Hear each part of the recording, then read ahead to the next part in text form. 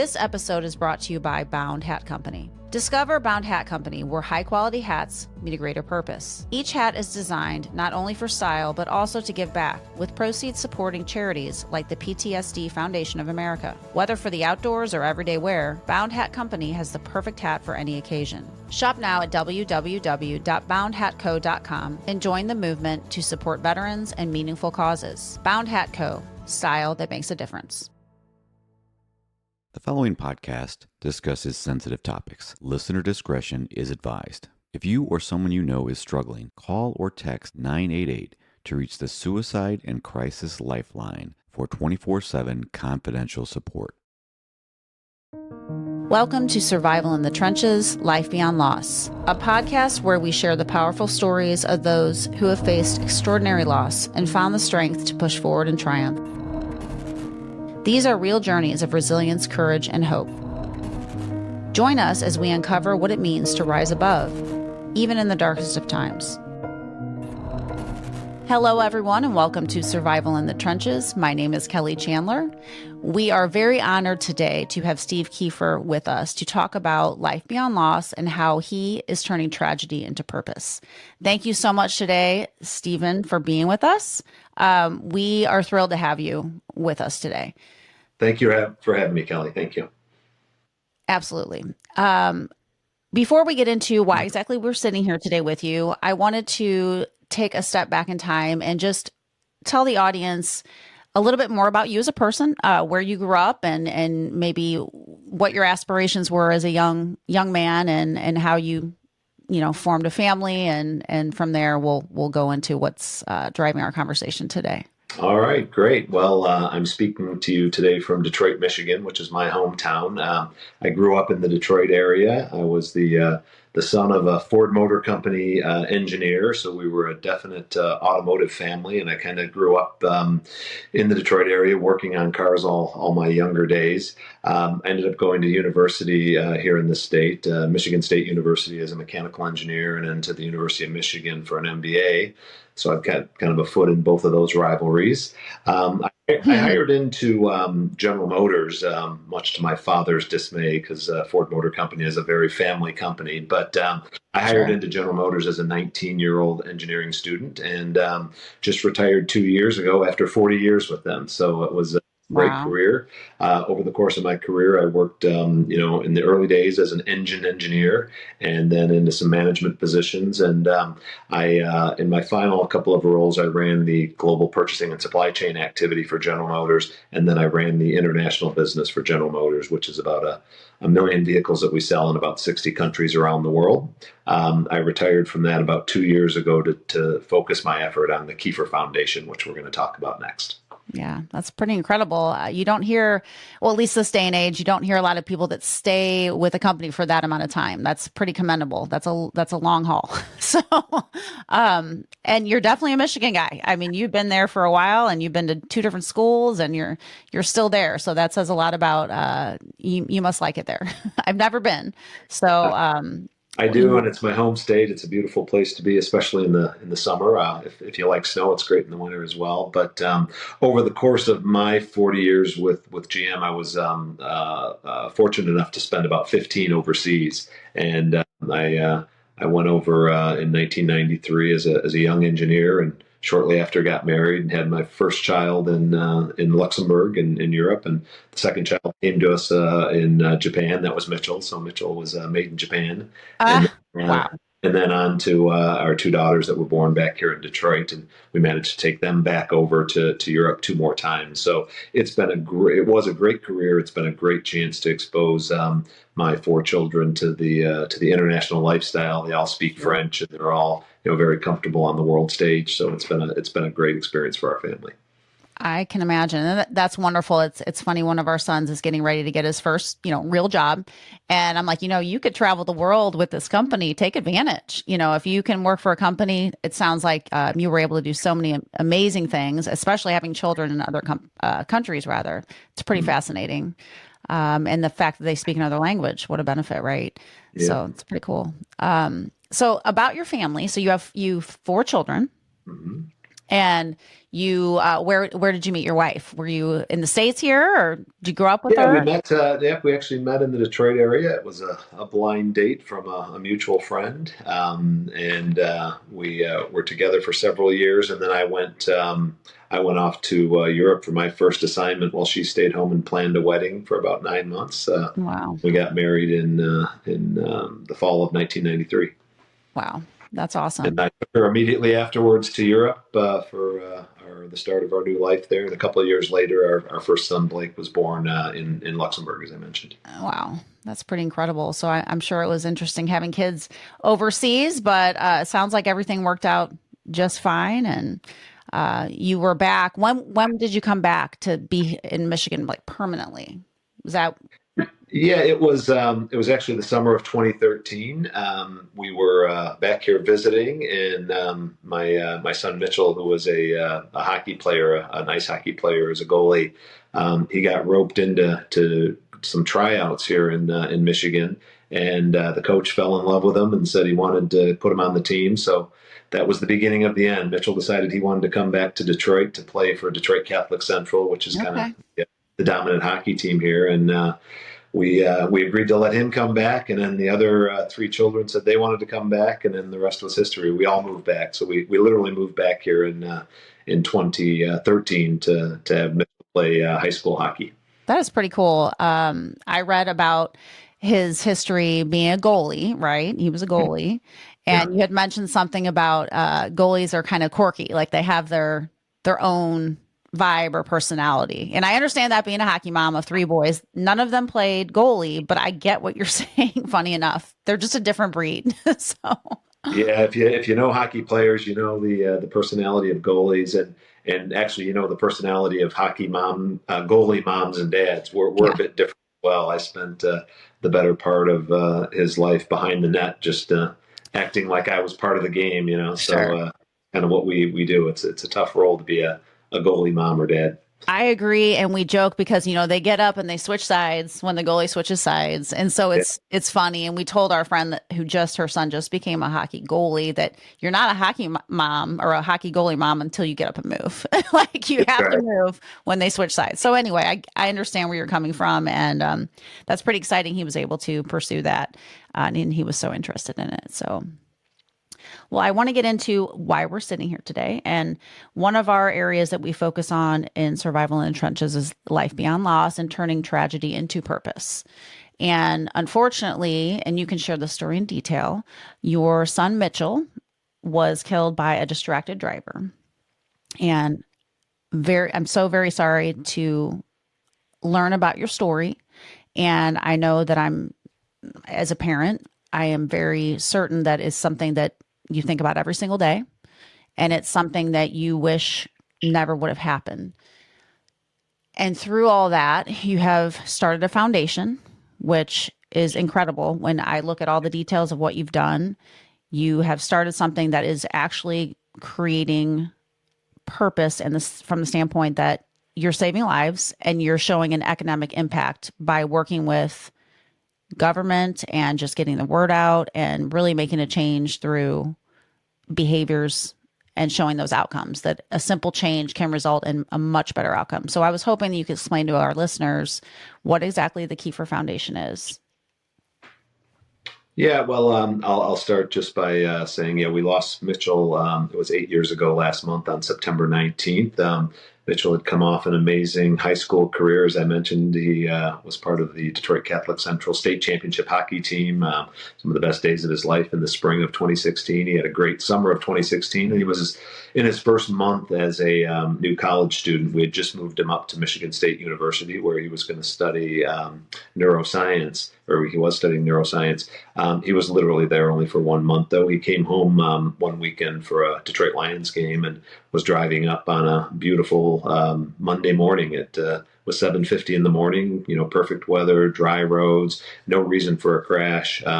Traffic slowed, he slowed, and unfortunately, the young lady behind him did not. So she was on her phone on Snapchat, and she rear-ended Mitchell's brand new Chevy Malibu, which was then driven across a very narrow strip of grass into oncoming traffic, where a truck coming from the other direction hit him and killed him instantly. So that was obviously the worst day of our lives, getting that news and trying to cope with just unimaginable loss. And it was really in that first week after losing him that we decided as a family that we had to do something. Mitchell always said he wanted to change the world, and he was going to change the world in some positive way. So we all just agreed that we need to change the world in his memory. That's pretty incredible. And again, I'm so sorry for that. And I can only imagine what goes through your mind knowing that it's a preventable cause and it's something that is really simple when you think about it. So, for everyone out there, I feel like we all take that for granted, and I think we all get into those really bad habits. And I'm not sure it's logical that you wouldn't text and drive or be on Snapchat or any distracted driving. It's very logical in our brain. Like, it doesn't make sense. It's dangerous. But I think we just get in that habit, and that's that rush, rush, rush world we're in. And we can't wait till we get to the destination to complete these tasks. And I'm not sure if that is part of it, but as part of your awareness and getting this out to people, what are you trying to accomplish with your outreach? Yeah, so we do work under these three pillars of awareness, technology, and legislation, which we can talk about each of them. But from an awareness standpoint, I think it's just important to have people understand how serious this is without it happening to them. So I'll give you an example. I often refer to myself as a recovering distracted driver, and certainly in the summer of 2016, I was as bad as anybody. I used to, and I'm an automotive guy. I knew the dangers, but I also thought Right. really good at it. I could steer with my knee and drink a coffee with my left hand and hold the phone on the dash. Yeah. That's at it, thinking that I was doing it in a safe way. And of course, I'm horrified. Right. Tell that now, but I do tell that because I think everybody either does it or has an urge to do it. So the phone is so addicting that people are certainly drawn to do that. Sure. We try to tell the story because my life changed and my behavior changed instantly when I got that phone call. I've never done it again. So Yeah. how do I tell the story in a way that will make you and every one of your listeners really feel it personally and understand that it could be their child tomorrow or themselves tomorrow? And hopefully that can motivate someone to change behavior. Also, Yeah. with the awareness, I think I knew how dangerous this was, but I didn't know the statistics in detail until it happened to us. And when you start to look into this, 1.3 million people get killed every year on the roads of the world. In this country, it was about 44,000 last year that were killed on the roads of the Okay. U.S. And although the Yeah. data says that it's about 10% of them that are distracted, we know it's way underreported. Mitchell's crash wasn't even reported as a distracted driving crash. So we think the number is probably about 50%. So, Wow. if you can just kind of do the math on that, that says that today 120 people will die in the U.S. On the roads of the U.S. Probably about half of them, about 60 of them, will be due to distraction, and the remainder just speeding and impairment Sure. other issues. But I try to remind people of that because it's staggering. I mean, we're obviously we hate to compare these things, but we were just talking about the horrific storm that happened in the South.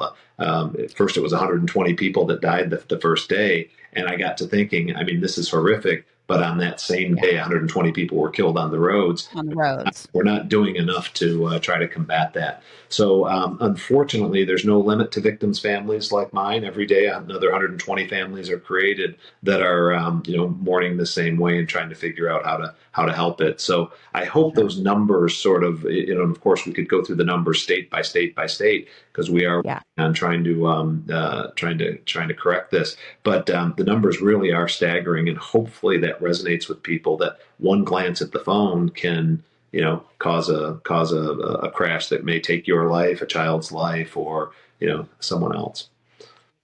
The numbers are staggering, and I know that you had mentioned you've worked, or there's legislation in 31 states. Is that what you said at this point?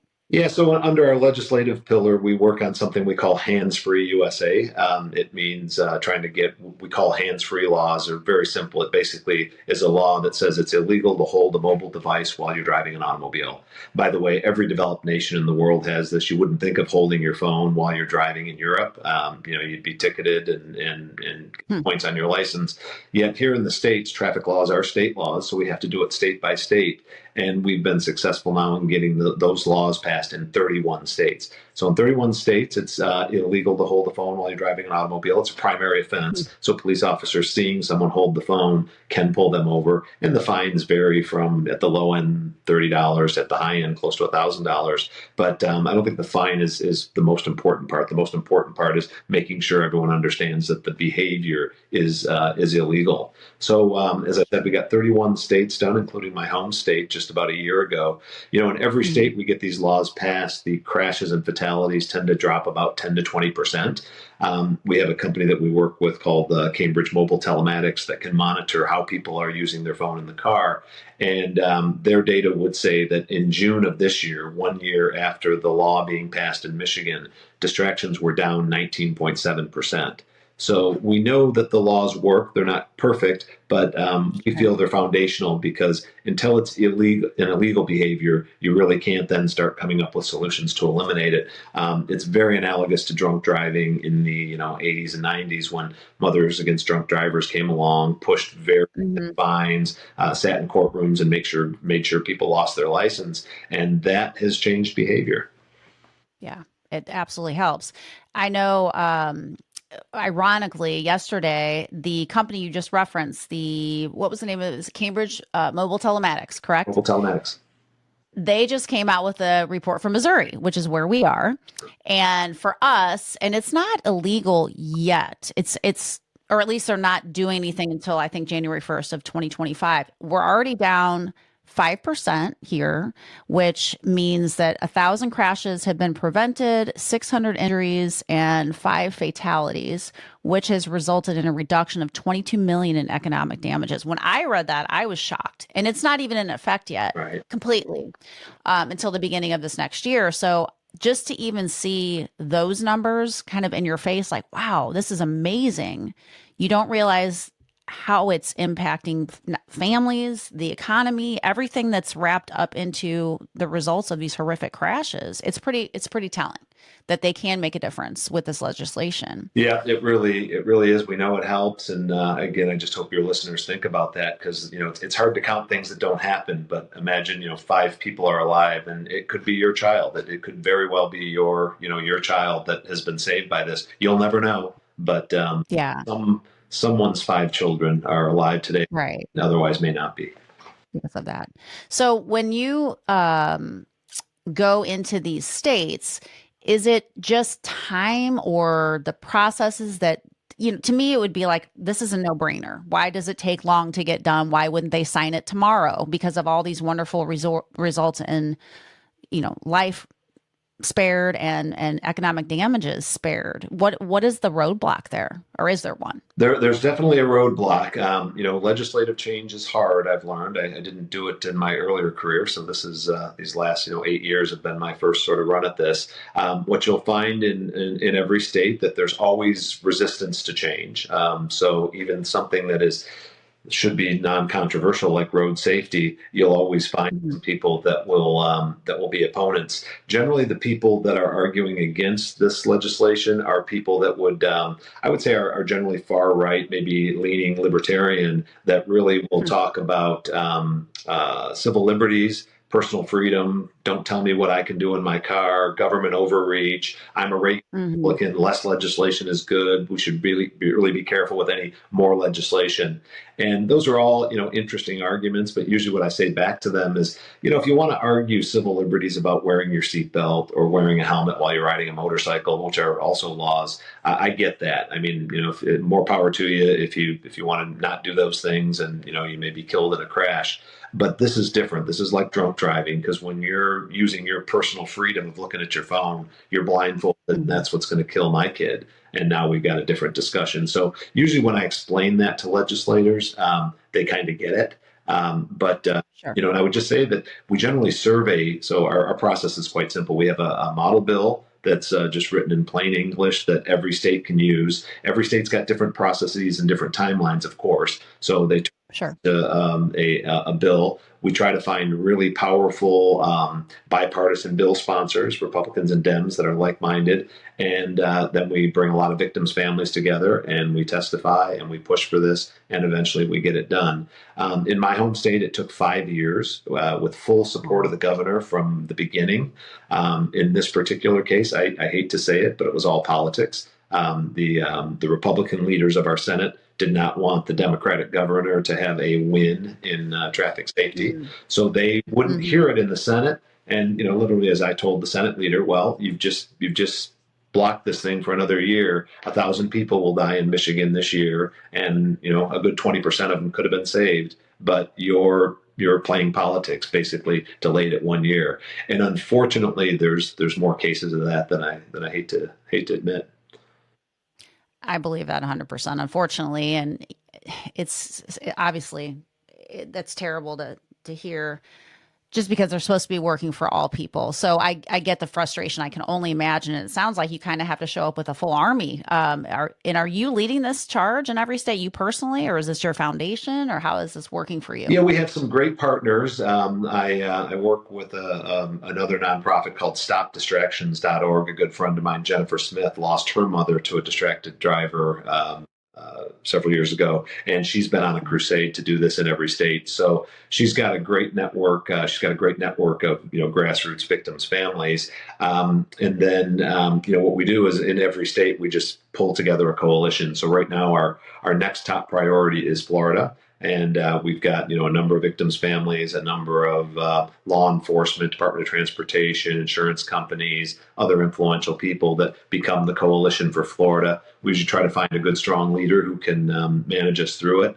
And then I got to give credit to my former employee, General Motors, has just been great. They've made this a priority around the country, and the General Motors government relations team and the lobbyists for General Motors help us in every state as well. And of course, when General Motors calls, we can usually get an audience with, the House and Senate leaders and even the governor. So we've had a lot of help. And, as you said, it's common sense. If you survey people, as we do in every state, 85% of the people typically are fully supportive of it. Yet we still have legislators that will, slow play it or, not hear it. And it's a bit frustrating, but we will get it done in all 50 states before we're done. Yeah. Which is an incredible goal. And the fight continues, and it sounds like you're not going to stop until you get all 50 states, which is very encouraging. And wow, that's a lot. So how do you get the coalitions to get together? Is this outreach just through, is there some kind of call to action for these things in each state, or how do you get everyone together? Yeah, it really is. It starts with victims' families, and we kind of get a group of like-minded people together, and then we start to use our lobbyists to identify who are the most influential legislators, because that's really important to get a bill sponsor that will actually be able to carry it. As I said, we have 120 people getting killed every day in this country. Every legislator's got a story. I mean, either they got a direct family member or they've got a person in their district that has been impacted. So it's never a problem to find like-minded people. We just try to pull together the most influential, the ones that are most successful in getting things done. And then it's just standard sort of program management. We pull the team together. We look at the timeline. Every state is different, so you need some legislative experts. For example, the session in Florida starts March 4th. So we've got a timeline from now till March 4th that's going to get the bill sponsors, get the public opinion behind it, get the sheriffs behind it, get all the media, the news and TV and printed press and social media all on board, and then just march through this such that when March comes along, the session starts. This will be one of the highest priorities in Florida. So we've taken a few runs at it. I'll just say that in Florida this past year, we got it through the House with unanimous support, which is really quite incredible, right? We haven't seen that in any state. But then when it was time to go to the Senate, we had another example of people playing politics, and wouldn't even hear it in a committee. So it died. It died on the vine, let's say, as we say in the session this year. Right. We're working hard to make sure that we've got everybody aligned so that doesn't happen next year. Yeah. And I can imagine how frustrating Mm. that is. So your organization, I know you're the chairman. How many people are working in your organization to get all of this done? Uh-huh. Well, you'd think it'd be a big army. I'd like to say it's thousands because we do have thousands of supporters and donors and volunteers.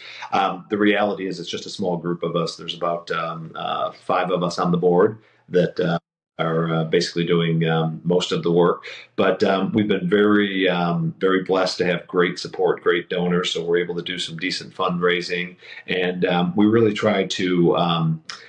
Use our leverage by working with other like-minded nonprofit organizations, like the one I mentioned earlier, StopDistractions.org, as an example.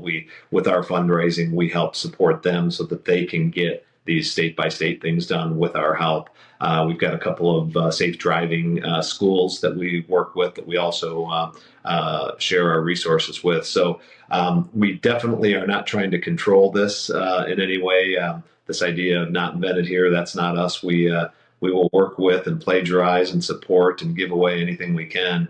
And again, we don't. We talk about distracted driving, but for me, it's really the bigger number. It's the 1.3 million people that get killed every year. So I'm just as passionate about drunk driving, impaired driving, people wearing seatbelts, speeding laws. All of these things will bring that number down, and we're really actually trying to promote all of those things. Which is fantastic. I mean, we've spoken with, unfortunately, a number of individuals who have lost loved ones due to drunk driving, impaired driving in some way, shape, or form. So it all matters. They're all very big issues and ones that are preventable. And that's what's difficult is trying to get it through everyone's brain that these are things that don't need to happen. You just need to be smarter and really take care of not only yourself, but other people out there that are going to be at risk for your actions. And I think that's tough for people to think through sometimes. I think they just get wrapped into their day and they move forward with their bad habits. So as part of your campaign, you have a couple things going on. I see the Just Drive. You have the Just Drive Yeah. campaign, right? That's part of that's your hashtag or your Yeah, overall we were, as part verbiage. of our awareness campaign, we were trying to come up with something that was just really simple. I always use the example when I was growing up. Nancy Reagan said, "Just say no," and it was everyone knew Yeah. what that meant. So there's a lot of Yes. organizations, a lot of similar phrases out there, but we opted for this very simple term, "Just Drive." It translates well all over the world, and our message is simple: when you're behind the wheel, put your phones down and just drive. We kicked this off. It's going on 3 years now. 3 years ago, our good friend Tom Brady made the first video using this logo on his shirt and basically, put that message out. And of course, that went viral, and we got a number of other celebrity supporters. So if you go to our website, mkiefer.org, you can see videos from Tom Brady and Mark Wahlberg and Steve Eiserman and Mary Barra, the CEO of General Motors, all sort of saying the same thing: put your phones down and just drive. The paddles are kind of interesting. These are officially hand fans Right. for hot, but in reality, people keep them on their passenger seat, and it's kind of a nice way to call someone out. Yeah. We don't condone that because it is kind of distracting, but I always say it's better than the horn or the finger. So people are doing That's people true. are doing that quite often, and if any of your listeners need paddles, we're glad to send them Yeah. all over the That's world. wonderful. I love that. I noticed it was like the fan, and I think that's pretty cool. And it's very simple, the term and just the visual of it. So I think it's a nice thing to share. And it's really simple. You're in a car, just drive. That's what you're supposed to do. So Exactly. it seems pretty simple. And even since, following your story on LinkedIn and just seeing everything you're doing, I think about it more so, and I catch myself like, okay, put it down. I mean, it's something that it seems so simple. We just have to constantly remind ourselves, each day that focus on the road. And then you wanted to also talk about some of the technology. That's another one of your pillars. Yeah, so again, we say awareness, technology, and legislation. So coming to the technology, there's no limit to the technology that's available that can make that can allow people to keep their eyes on the road and their hands on the wheel. So we always are promoting things like if you have a newer car, Apple CarPlay, Android Auto. I mean, we'd prefer that you just focus on the road, but if you need to stay connected, that's a safe way to do it with just voice commands and keeping your eyes on the road and your hands on the wheel. There's a function, of course, on iPhones and Android-based phones, the safe driving mode or focus mode, that we encourage everyone just turn that on. That basically sends a message when somebody calls you or texts you while you're driving your car, sends a message back that says, "I'm sorry, I'm driving. I can't respond right now. I'll call you when I get to a safe place." That is great to stop you from being distracted, and it also sends a great message to your family and friends and colleagues that are sending messages.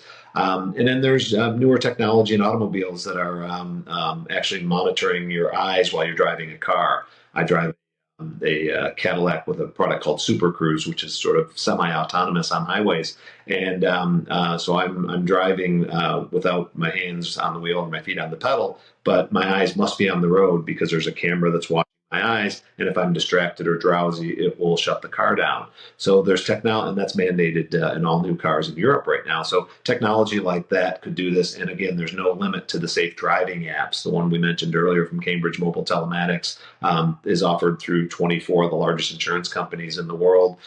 These things will be addicting because they make you drive safe. And if you get a score above, let's say 90, you'll get 20 to 30% reduction in your auto insurance. So I sound like an insurance salesman, but those things are just really really powerful tools that can save a lot of money, but also can save a lot of lives.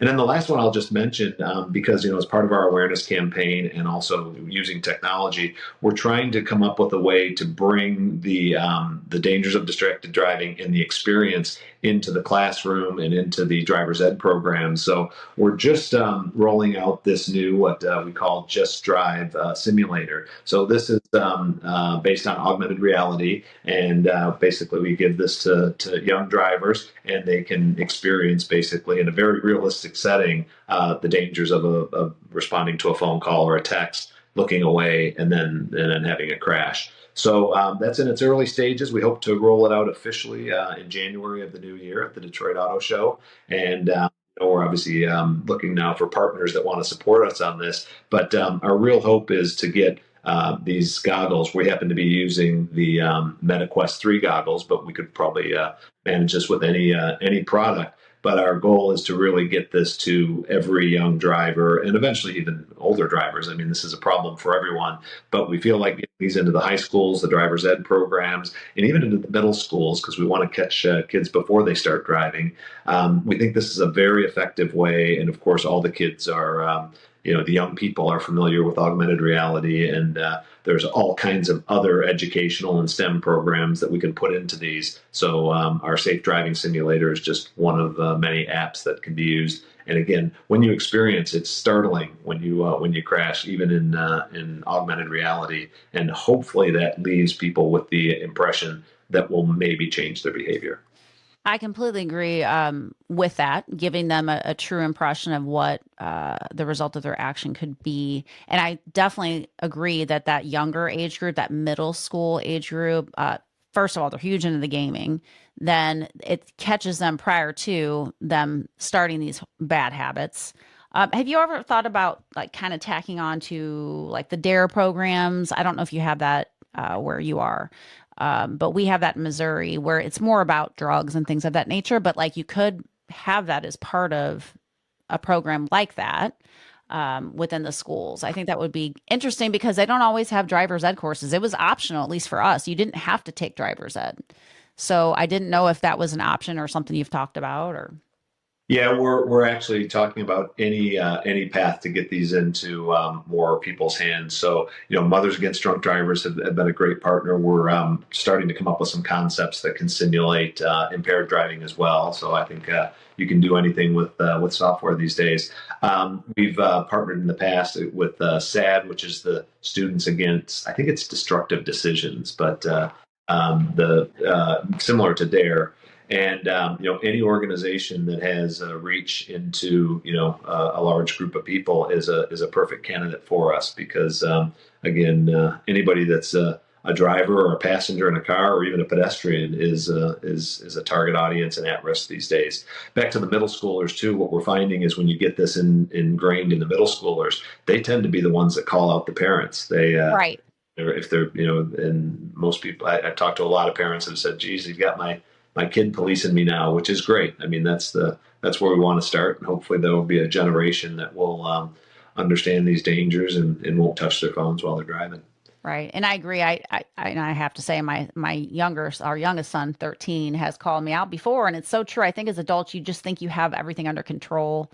And like you said, oh, you'll drive with your knee or you'll hold something or whatever, see a video. And it's not right. It needs to change. And those are habits that if people point out, it does help you pay attention to that.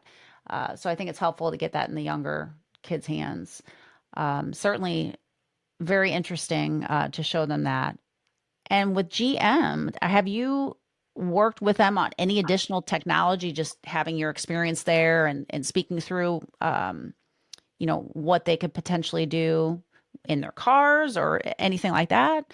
Yeah, absolutely. I mean, the not just GM, but the whole auto industry has an army of people working. So as much as people say the infotainment screens are the problem or distracting, and they can be, I do want to acknowledge the engineers that are working hard to make them minimize the distractions of the infotainment screen. The other thing I would just say is the safety features in the automobile these days. I mean, airbags, of course, have saved millions of lives, but also, this emergency braking or lane keep assist or good backup cameras. All of these things are really improving the safety of the automobile. But in many cases, and let me also add the Apple CarPlay, Android Auto, or Google Assistant, these things allow people to focus on the road, but it takes some training. I mean, people have to use it. I don't know how many times I see brand new automobiles with people holding their phone, and everyone's got a Bluetooth enabled system these days. So there's some education required because the auto industry has a ton of great safety features, yet the number of crashes and fatalities are on the increase. I'll just say we often talk about we refer to it as a road to zero. A world with zero fatalities. And some will talk about, we have a vision of zero deaths on the road by 2050. Well, that's great, but what about 2025 and 2030? So we're really trying to bring some targets to the near term and really put initiatives in place that will start bringing this down. We talk about road to zero, but the reality is fatalities are up 22% over the last 15 years in this country. So this slope is not a road to zero, and we've got to start turning this around. And it's partially legislation, a lot of awareness, and some technology, but really it all gets at human behavior, and people have to understand how dangerous this is. And if they use the technology that's available and put the phones down and just drive, we could eliminate probably half of those crashes by the end of the decade. It's a big mountain to climb, as I'm sure you're witnessing yourself. And I really do hope that through all of your awareness and everything that you're putting into this, that you are making a difference, which you are by the numbers, which I think is a wonderful way to share that with people. I'm wondering if like commercials would help. I mean, there's so many different ways. I'm sure you've thought about this slicing and dicing, and if there are things that you can share with us going forward that we can help, provide to our listeners, I think that would be wonderful. We obviously want to help people who are not only victims of this, get through and figure out there are resources and ways to make a difference, but just that we can educate people in general, I think is the goal. Because like you said, there are so many, what you said, 120 a day? 120 people a day will be killed on the roads of the U.S. In the U.S. Wow. Yep. And it's unfortunate because it sounds like our international counterparts are just doing a much better job of reining this in. And we're supposedly one of the best countries in the world, and I don't understand why we can't figure that out a little bit faster. Like you said, getting to that road to zero a little bit faster. So yeah, we often say if a plane crashed today with 120 people on it, and then again tomorrow, we'd shut down the skies until we figured out what was the problem with, air traffic or the plane or the pilot or whatever. Yet there are 120 people will die today And, it's harsh to say we're doing nothing because there's, thousands of people doing a lot, but Sure. not doing enough. And it's, effort is one thing, but results matter. And Mhm. we're not bringing down the number of fatalities at the rate that we should be. And again, there's no shortage of technical and legislative solutions that could really get at this if we just had the will to do it. And I do think that it's going to be the policing of it. When people start realizing they're going to get caught, it's not even the amount of the fine, it's the hassle of dealing with the fine. I mean, I do think that will help also very much. I think Yeah. that they've got to get their hands slapped or they're just going to keep doing it, honestly. Yeah. I Maybe with think that, that'll change. I'll give you one more example of Yeah. work with a company called AccuSensus out of Australia. And there's a state in Australia that implemented automated ticketing through cameras. So these were high power special cameras that could look through the windshield and see if you had a seatbelt and see if you were holding a phone. They were mobile, so they could be moved to different parts of the state continuously. And they were issuing very significant tickets for any holding of the phone or not wearing the seatbelt. And people got automated tickets, an incredible number of them the first month, and the behavior changed within 3. They stopped doing it. So, you look at that and you say, in this country, well, that's Big Brother. We don't want, cameras watching us everywhere. We don't want automated ticketing. Well, automated speed control, automated ticketing in this sense, that would work. It's proven to work. We just get over this fear of Big Brother because, as you know, there's just not enough police officers out there to enforce these laws. And really, what a waste of time to have the police officers do it when you could do it in automated fashion. That's very controversial in most states to bring that up. But again, it's another one. As I say, there's no lack of technology. I mean, people would Sure.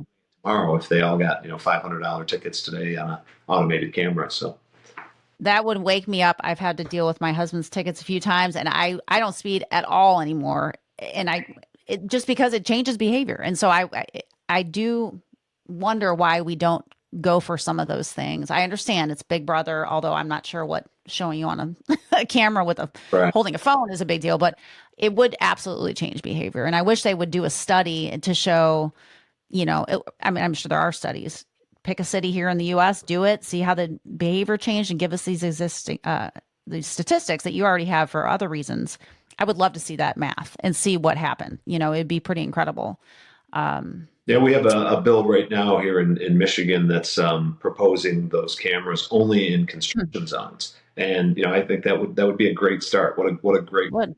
to start the process, and identify people that aren't moving over in construction zones, people that are speeding in construction zones, people that are on their phone, not wearing seatbelts in construction zones. Yeah. If we started with that, I think the data would be so powerful, and if we truly cared about saving lives, we could deploy those all over the state, all over the country, and really change behavior quickly. So those are good examples of things that we just have to get some more energy around, and it's Sure. people being aware that this can happen to you, and please get involved before it does happen to you.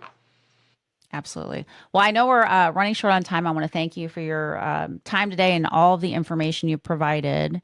We will absolutely share your website and any corresponding information that will help get our listeners more data and more ways to work through how they can make a difference. And I would love to hear more about how this goes with the simulations. And I'm going to think through who could even use that, like around here, police departments, what have you. I think that's a great idea, just to get people, give them that visual. It makes a big difference. So, Well, we'd love to have you as part of our Missouri coalition, because every there you go. has one, and getting the laws passed is one big hurdle. But then enforcing and keeping the awareness level up, it's forever. I mean, you have to keep doing that, because all the stats say these laws work, but they only work if we continue to enforce and make people aware.